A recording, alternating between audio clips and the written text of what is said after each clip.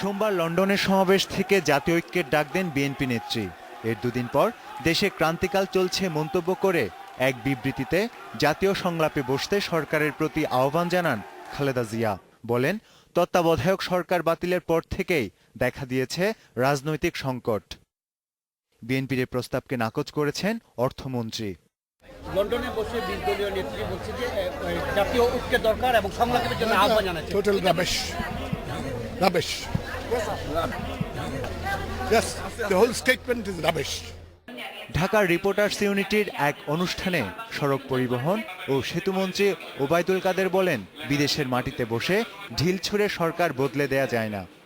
কারা আজকে প্রকাশকের উপর হামলা করছে, কারা বিদেশি নাগরিকের উপর হামলা করছে, কারা পুলিশের উপর হামলা করছে, কারা রাজনীতিকদের টার্গেট করেছে, লেখকদের টার্গেট করেছে, এই পরিবেশ কি সংলাপের পরিবেশ? সংলাপ করতেও পরিবেশের যেমন দরকার, যোগ্যতারও দরকার। সংলাপ করারও একটা যোগ্যতা আছে। লন্ডনে বসে বিএনপি নেত্রী দেশে অরাজক পরিস্থিতি সৃষ্টির পাঁয়তারা করছেন বলেও অভিযোগ করেন ওবায়দুল কাদের।